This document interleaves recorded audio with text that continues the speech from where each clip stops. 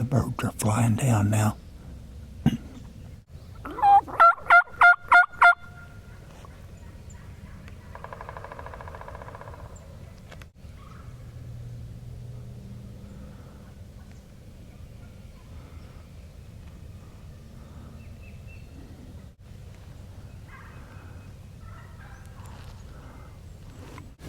I'm out scouting turkeys this morning, and I got pretty close to a bunch of turkeys on the roost, but I didn't want to close in too tight.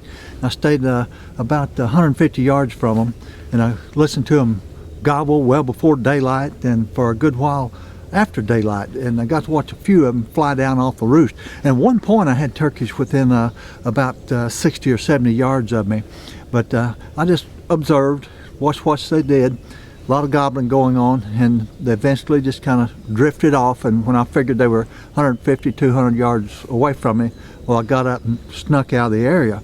Now, it's about 7:30 right now, and things are really quiet, and it's this time period when a lot of turkey hunters make some big mistakes.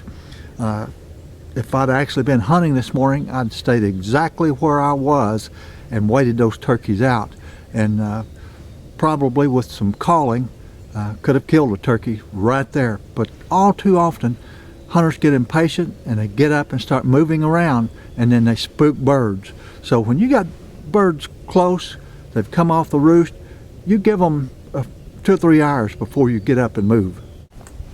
Quite often when turkeys have gone silent in the morning, in 2 or 3 hours they'll start gobbling again. What they're doing very early in the morning is actually getting the breeding out of the way, and then the hens will be going off to themselves to nest, and gobblers just can't stand that, and quite often about 9 o'clock they'll start gobbling again, and they may have a second lull. I've had that happen lots of times, and then about 11 o'clock, maybe even noon, they'll gobble a little bit more.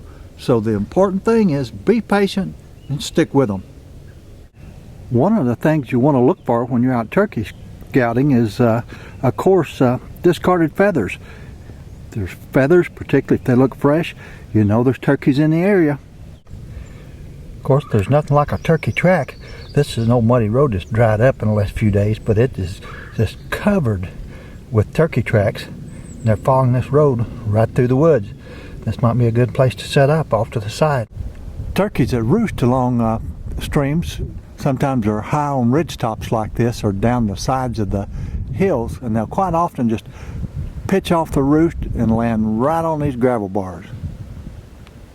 Gravel bars and sandbars along the Ozark streams are great places to find turkeys sometime too.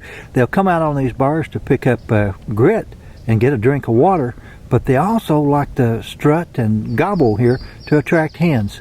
If you hear a turkey gobbling along a stream, be very careful on your approach, because many times they'll roost in trees like this sycamore that lean right out over the water. A track like this that has a middle toe of 3 inches or better is no doubt a big gobbler. One of the things I love about spring turkey hunting is that it gets me out into some of the most wild and beautiful country in the Ozarks.